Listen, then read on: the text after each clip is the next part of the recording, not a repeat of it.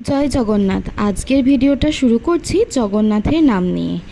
আজকে ছিল স্নান যাত্রা, তাই জন্য সকাল সকাল আমি আর মা বসে পড়েছিলাম তারই আয়োজনে। আজকে ছিল আমার ইভিনিং ডিউটি, মানে 12টা থেকে, তাই জন্য সকাল সকাল উঠে আমি আর মা বসে পড়েছি তোড়জোড় করতে, কারণ পুজো করতে বেশ খানিকটাই সময় লাগবে। তারপরে আবার খাওয়া দাওয়া সেরে রেডি হয়ে যাব অফিসে। আমাদের দুই বাড়িতেই রয়েছে পুরী থেকে আনা জগন্নাথ দেবের বিগ্রহ। আমাদের ফ্ল্যাটে তো তোমরা সবাই দেখেছো আমাদের জগন্নাথের মূর্তিটা কতটা বড়, আর সবাই ওই মূর্তিটাকে খুবই পছন্দও করো। যেহেতু আমরা বেশিরভাগ দিন এই বাড়িতেই থাকি, তাই সকাল সকাল এই বাড়ির পুজোটা আমি সেরে নিচ্ছিলাম। আর এই বাড়ির পুজো সেরে আমি অফিস বেরিয়ে যাওয়ার পর মা চলে যাবে ফ্ল্যাটে।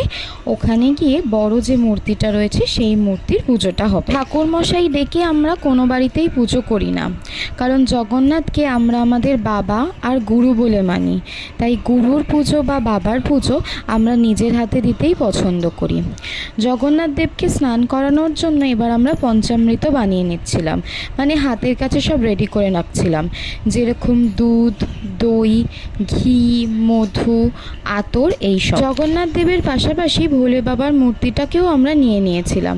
একেবারে বাবার মাথাতেও আমরা জল ঢেলে অভিষেক করে নেব। কথিত আছে আজকের দিনে বাবা 108 ঘড়া জলে স্নান করার পর বাবার নাকি খুব জ্বর আসে। তাই জন্য এখন থেকে পুরীর মন্দিরের দরজা বা যে কোনো জগন্নাথ মন্দিরের দরজাই বন্ধ থাকে। খুব সম্ভবত রথের আগের দিনকেই জগন্নাথ দেবের দরজা খোলা হয়। খুব সম্ভবত এই কারণেই বললাম, আমার ঠিকমতো খুব একটা জানা নেই। তাই জন্য যারা জানো আমাকে একটু কমেন্টে জানিয়ে দিও, আমারও জানতে পেরে খুব ভালো লাগবে। জগন্নাথ দেবের সাথে আমার বাড়ির দুটো ছোট্ট গোপালকেও বসিয়ে নিয়েছিলাম আজকে স্নান যাত্রায় স্নান করাবো বলে।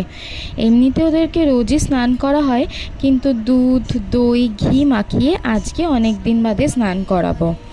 আমার এই দুই যমজ গোপালের একটা অদ্ভুত গল্প রয়েছে। তোমরা যদি কোনোদিনও শুনতে চাও আমাকে অবশ্যই বলো, একদিন সময় করে এই দুই যমজ গোপালের গল্প তোমাদের অবশ্যই শোনাবো। वासुदेवाय हरये परमात्मने प्रणतो क्लेशनाशाय गोविन्दाय नमो नमः।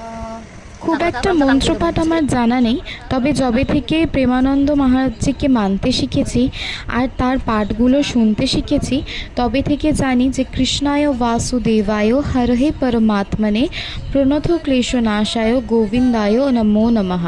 এই মন্ত্রর মধ্যে অদ্ভুত একটা শক্তি আছে, আর সেটা আমি নিজে ফিল করেছি।